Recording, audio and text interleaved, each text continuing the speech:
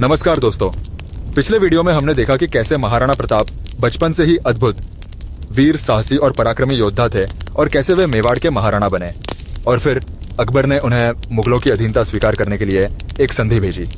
अब आगे वीडियो शुरू करने से पहले मैं आपसे एक सवाल पूछना चाहता हूं। क्या आप जानते हैं कि राजपूत योद्धा युद्ध में जाने से पहले अपने घोड़ों के चेहरे पर अजीब तरह के मुखौटे क्यों लगाते थे? अगर आप ध्यान से देखेंगे तो पाएंगे कि यह मुखौटा हाथी की सूंड जैसा दिखता था। पुराने युद्धों में हाथी सबसे बड़ा खतरा थे। वे अपने रास्ते में आने वाली हर चीज को कुचल देते थे, चाहे वह घोड़ा हो या सैनिक। राजपूतों ने अपने घोड़ों पर यह मुखौटे लगाए ताकि हाथी उन्हें शावक समझे और उन पर हमला करने से हिचकिचाएं। इसी हिचकिचाहट का फायदा उठाकर राजपूत योद्धा हाथी के महावत और उस पर बैठे योद्धा को मार गिराते थे। अब हम अपनी कथा को आगे बढ़ाते हैं। अकबर का सपना था कि वह भारत का पहला जहांपनाह बने और लगभग हर राज्य ने उसकी अजेय शक्ति के सामने घुटने टेक दिए थे।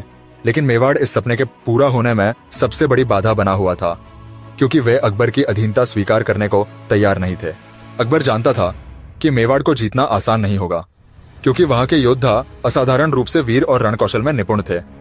साथ ही वहां की भौगोलिक परिस्थितियां भी उसके खिलाफ थीं। इसलिए उसने महाराणा प्रताप पर दबाव बनाने की पूरी कोशिश की। सिर्फ 1574 में ही अकबर ने 6 बार अलग अलग दूतों को संधि के प्रस्ताव के साथ मेवाड़ भेजा, लेकिन हर बार उत्तर एक ही था, हम मेवाड़वासी मरना पसंद करेंगे, लेकिन किसी और के अधीनता को स्वीकार नहीं करेंगे। अंत में अकबर ने राजा मानसिंह, जो कि आमेर, आधुनिक जयपुर के शासक और जोधाबाई के भतीजे थे, को महाराणा प्रताप के पास भेजा। महाराणा प्रताप यह देखकर अत्यधिक क्रोधित हो गए कि एक राजपूत जो स्वयं एक योद्धा था, उनकी निष्ठा खरीदने आया था। उन्होंने राजा मानसिंह और अकबर दोनों का अपमान किया और दृढ़ता से कहा कि मेवाड़ कभी भी अकबर का अधीन नहीं होगा। अकबर ने राजा मानसिंह को महाराणा प्रताप को हराने के लिए अपनी सेना का सेनापति नियुक्त कर दिया। मानसिंह के कुल कछवाहा राजपूत और महाराणा प्रताप के कुल सिसोदिया राजपूत के बीच राइवलरी थी। अकबर इस दुश्मनी का फायदा उठाकर इन दोनों शक्तिशाली राजपूत कुलों को कमजोर करना चाहता था, ताकि अंत में वह स्वयं विजयी बन सके। राजस्थानी लोक कथाओं नुस्खे के अनुसार मुगल सेना की संख्या 80,000 थी, जबकि महाराणा प्रताप की सेना मात्र 20,000 थी। आधुनिक इतिहासकारों के अनुसार मुगल सेना में 10,000 से अधिक सैनिक थे, पैदल सेना, घुड़सवार और हाथी, जबकि महाराणा प्रताप की सेना में केवल 3,000 राजपूत और भील योद्धा थे।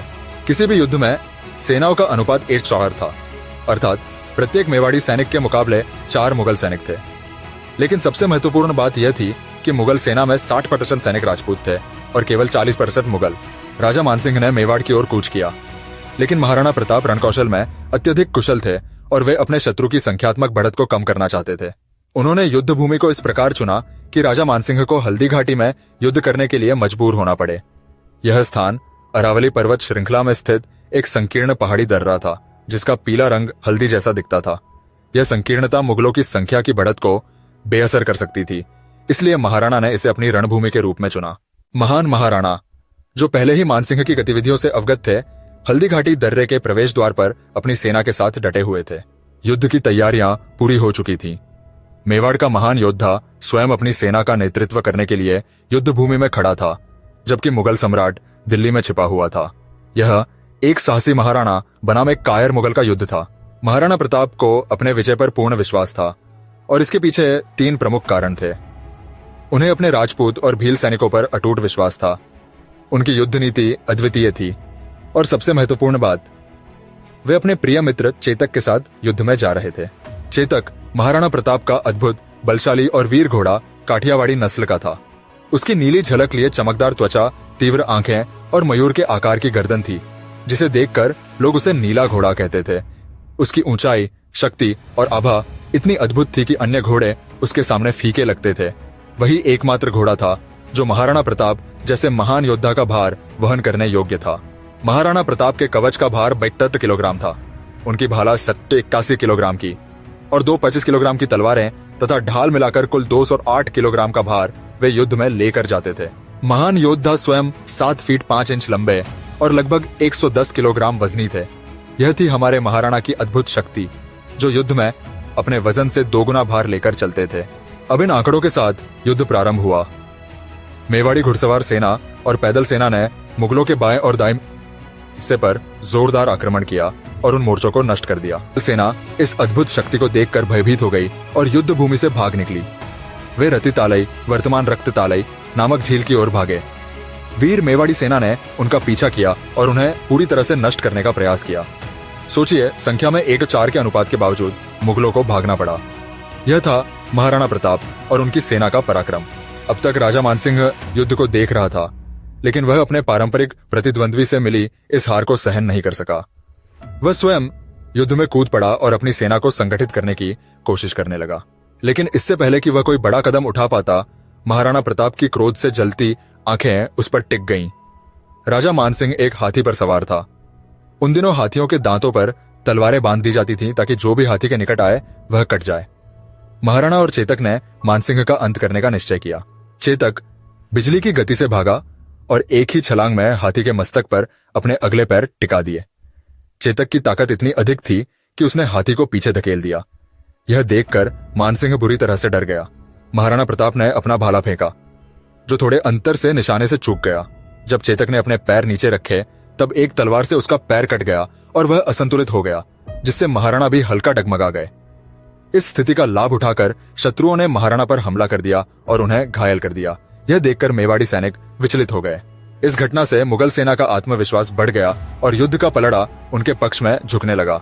दूसरी ओर राणा की सेना के थके हुए सैनिक हतोत्साहित हो गए और बड़ी संख्या में युद्ध छोड़ने लगे। जब मेवाड़ी सरदारों ने देखा कि युद्ध में जीत कठिन होती जा रही है, तो उन्होंने घायल महाराणा को युद्ध भूमि छोड़ने के लिए मनाया। झाला सरदार मानसिंह ने महाराणा के राजचिन्ह धारण कर लिए ताकि मुगल उन्हें ही महाराणा समझे और असली महाराणा सुरक्षित निकल सके। झाला मानसिंह वीरगति को प्राप्त हुए, लेकिन उनकी इस महान बलिदान ने महाराणा को सुरक्षित निकलने का समय दे दिया। दूसरी ओर घायल चेतक ने परिस्थिति को समझा और महाराणा को युद्ध भूमि से निकालकर सुरक्षित स्थान पर ले जाने लगा। मुगलों ने उनका पीछा किया। वे जल्द ही एक 22 फीट लंबी खाई के पास पहुंच गए। चेतक ने वह ऐतिहासिक छलांग लगाई और अपने स्वामी को सुरक्षित पार करा दिया। इसके बाद चेतक ने महाराणा को एक सुरक्षित स्थान पर पहुंचाया और वहीं वीरगति को प्राप्त हो गया। उसकी महानता के सम्मान में चेतक स्मारक आज भी हल्दी घाटी में स्थित है। अब बताइए, इस युद्ध में कौन जीता? मुझे लगता है कि मेवाड़ के राजपूतों ने यह युद्ध जीता। उनका उद्देश्य मेवाड़ की रक्षा करना था और उन्होंने यह सफलतापूर्वक किया। अकबर की सेना ने 1574 में हल्दी घाटी का युद्ध जीता, लेकिन वे कभी भी महाराणा प्रताप और मेवाड़ को अपने अधीन नहीं कर सके। आखिर इस युद्ध के बाद क्या हुआ? क्या यह महाराणा प्रताप और उनके शासन का अंत था? क्या यह मेवाड़ी संघर्ष की समाप्ति थी? अगले भाग के लिए मेरे साथ बने रहिए। चैनल को सब्सक्राइब करें ताकि आपको अगली कड़ी की सूचना मिल सके। इस वीडियो को लाइक और शेयर करें ताकि हर कोई महान महाराणा प्रताप की वीरता से परिचित हो सके।